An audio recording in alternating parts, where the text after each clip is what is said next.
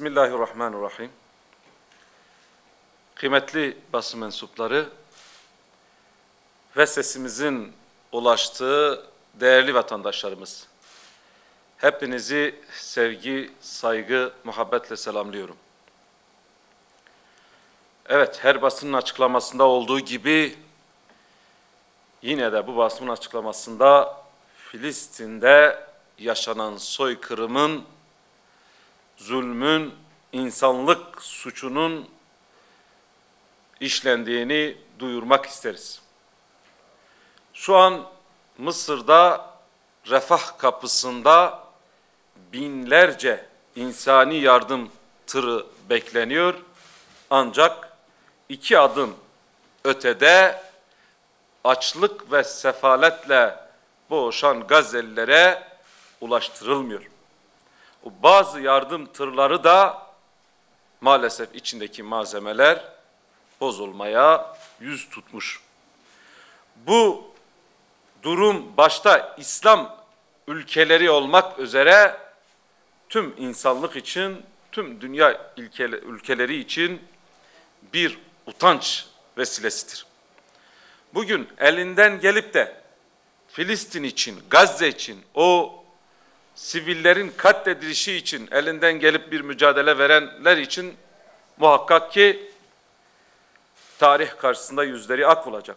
Ancak ellerinde imkanlar olup da bu soykırıma sessiz kalanlar hem tarih karşısında hem de mahşer gününde hesabını verecekler.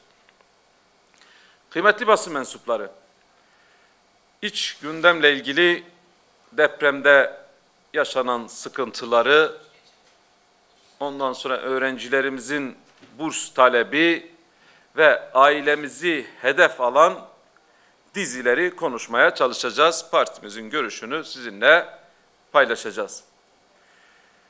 Kıymetli basın mensupları, bundan 10 ay önce 6 Şubat'ta 11 ilimizi direkt etkileyip ve belki dolaylı olarak da tüm ülkemizi etkileyen büyük bir felaket yaşandı. Bu felakette 50.000 vatandaşımız vefat etti. Bu vesileyle onlara rahmet diliyoruz. 100.000'den fazla kardeşlerimiz de yaralandı. Onlara da acil şifalar diliyoruz. Ancak bu depremin üzerinden 10 ay geçti ve depremde yaşanan bazı sıkıntılar var. Kış ayına girdik, soğuklar başlamış ve özellikle depremzede kardeşlerimizin bugün en büyük problemi ısınma problemidir. Isınma ile ilgili ciddi problemleri var. Çoğu şu an 658.000'e yakın vatandaşımız AFAD'ın verdiği bilgilere göre konteyner kentlerde kalıyor. Ve bu konteyner kentlerde birinci problem ısınma problemidir. Çünkü bu konteynerlerin içerisinde elektrikli ısınma cihazları kullanılıyor ve elektrik kesintileri sık sık yaşanıyor. Bundan dolayı ciddi mağduriyetler yaşıyorlar. Bununla birlikte konteynerlerin ısı yalıtımı ile ilgili problemler var. Altyapısıyla ilgili problemler var. Çevre düzenlenmesi ile ilgili sıkıntılar var. Ve bunların bir an önce giderilmesi gerekiyor. Hiç bir şey yapılmasa bile acil bir şekilde bu konteynerlerin yanında bir jeneratör bulunması gerekiyor.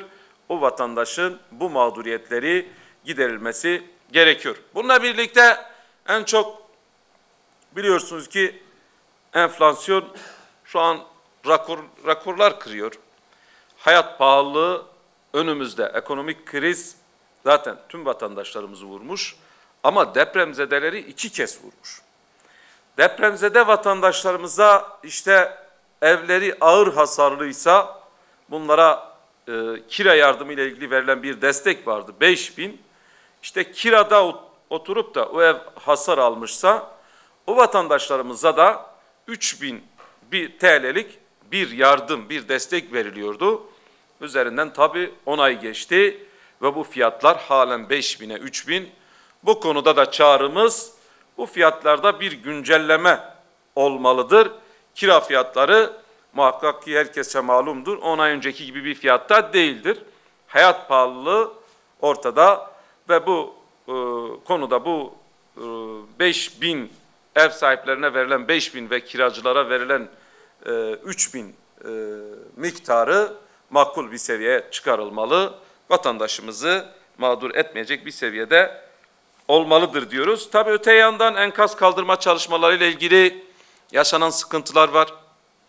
Bu konuda özellikle salgın hastalıklar, çoğu vatandaşa bulaşan işte uyuz gibi hastalıklar, bu metro binaların uyuşturucu bağımlarının mekan haline gelmesi de problemdir. Bunlara acil bir şekilde bir çözüm bulunması gerekir. Kıymetli basın mensupları, diğer bir konumuz aile yapımızı hedef alan diziler. Maalesef her geçen gün özellikle aile yapımızı hedef alan, gençliğimizi hedef alan, medeniyetimizi hedef alan ve neslimizi yozlaştıran diziler her bir gün bir yenisi ekleniyor. Ve bu diziler özellikle toplumu ötekileştiren, kin ve nefreti oluşturan, dindarlığı, ahlaksızlığı dindarlık gibi gösteren, toplumu kutuplaştıran bu dizilere bir çözüm bulunması lazım. Ve maalesef bu diziler gençliğimizi, medeniyetimizi, aile kurumumuzu hedef alıyor. Bunlarla ilgili Rütük işte belli cezalar veriyor. Ancak bu cezaların caydırıcılık özelliği yoktur. Ve şunu söylüyoruz, acil bir şekilde ailemizi hedef alan, medeniyetimizi hedef alan, gençliğimizi hedef alan, hatta geleceğimizi hedef alan bu dizilere yönelik Rütük ve ilgili kurumlar harekete geçmeli ve bunlara caydırıcı cezalar verilmelidir. Kıymetli basın mensupları, diğer bir problem gençlerimizin bize aktardığı işte verilen öğrenci burslarının yetersiz olduğuna dair. Yeni yıla geçiliyor ve buna yönelik burslarda tabii bir artırılma gidildi. Ancak geçen seneden biliyoruz, mesela Ocak ayında bir şehir içi otobüsünün işte verilen ücret 5 TL iken Eylül ayında bu ücret 15 TL oluyor. Ancak öğrenci bursları hep sabit kalıyor. Bu konuda öğrencilerimizin giyimi olsun, beslenmesi olsun, ulaşımı olsun, kendini sosyal olarak geliştirecek etkinlikler olsun, kültürel olarak kendini geliştirecek etkinlikler için olsun. Yani bir aylık bu öğrencilerimizin giderleri hepsi hesaplanarak ona göre bir ücret belirlenmeli, ona göre burslar belirlenmelidir. Yoksa özellikle dar gelirliler, sabit ücretliler, asgari ücretle geçinenler bu konuda çocuklarını okumada ciddi sıkıntılar yaşıyorlar, ciddi mağduriyetler yaşıyorlar. Emekliler bugün çocuklarını okula gönderme konusunda sıkıntılar yaşıyorlar ve tekrar ediyorum. Diyoruz ki bu öğrencilerin bir aylık giderleri, masrafları hesaplanarak ona göre bir burs miktarı, bir rakam belirlenmelidir. Her şeyden önce şunu söyleyeyim. Halkımız, vatandaşımız bizi vekil olarak seçerken, bizi buraya gönderirken gidin bize hizmet edin dediler. Ve biz hizmet niyetiyle bu meclise geldik. Vatandaşımızın, bakın basın toplantısında vatandaşlarımızın sorunlarını, sıkıntılarını dile getiriyoruz. Bizim her şeyden önce şunu söyleyeyim. Hüdapar olarak bizim bir gayemiz vardır.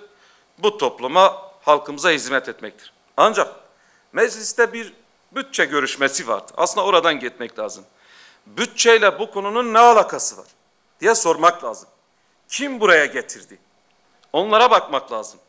Yani bütçe, genel başkanımız çıktı, 10 dakika bütçeyle ilgili olumlu, olumsuz yönlerini ortaya koydu. Olması gereken neyse onu da ortaya koydu.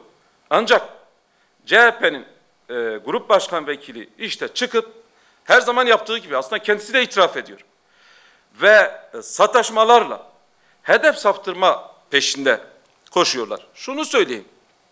Bu süreçte konuşulan konu aslında PKK meselesidir. Ve biz şunu düşünüyoruz. Aslında bunu gündemden çıkarmak, hedef saptırılması konusu söz konusudur. Çünkü orada başkanımız bu konuyla ilgili bir şey yoktur. O konunun konuşulduğu sürece bakılırsa 2012'de yazılmış bir süreçti. Çözüm sürecinin konuşulduğu bir süreçti.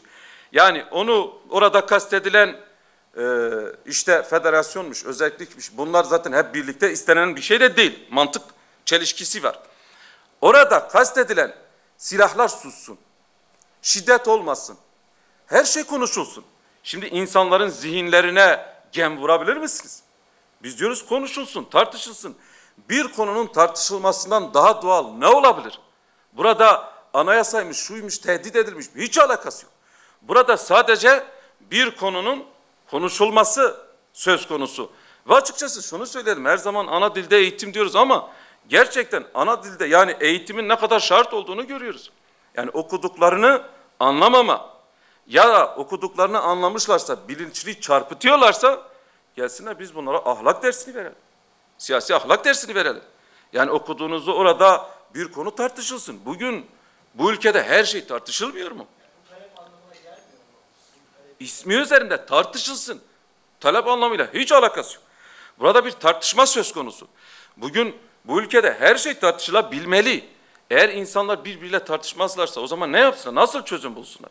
Bu konuda gayet açık ve net söylüyoruz ama maalesef 100 yıldır çok şey değişti ama bu ülkede değişmeyen tek bir şey var. CHP'nin diktatöryal yapısı. Hep insanlara üstten bakma. Hep insanların değerleriyle savaşma.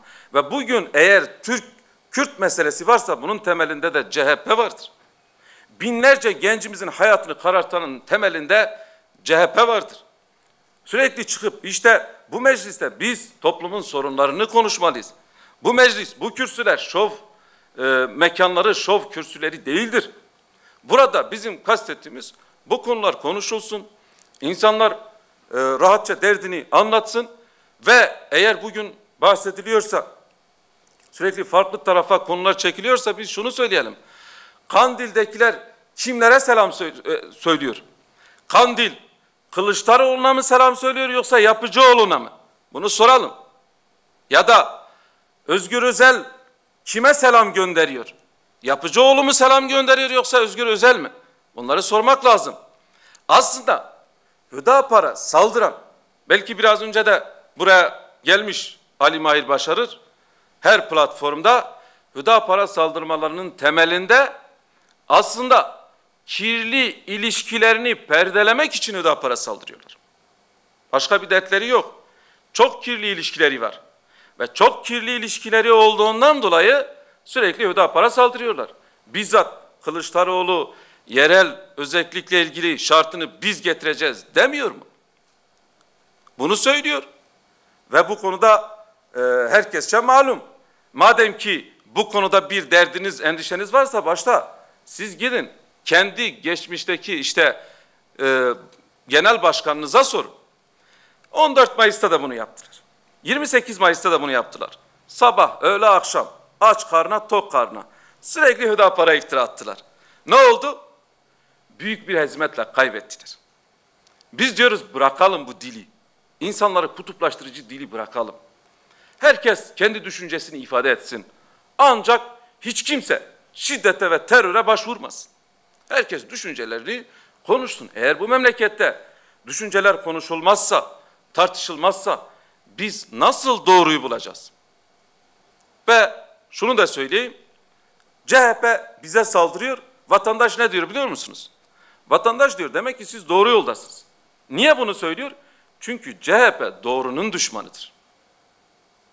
Doğru konuşmak lazım yani. Her konuda doğru, dürüst olmak lazım. İnsanlara hakaret ederek, insanlara manipüle ederek veya bunun üzerinde bir siyasi çıkar gözeterek siyaset yapılamaz yani. Bu vatandaşı da manipüle etmektir. Şunu da söyleyeyim. Biz daha mecliste yok iken şu an genel başkan olan CHP'nin genel başkanı Özgür Özel kürsüde sürekli konuşuyordu. Canlı yayınlardan canlı yayına koşuyordu. Saatlerce konuşuyordu. Bizzat izledim onu. Ne diyordu? Yemin krizi olacak diyordu. Demedim.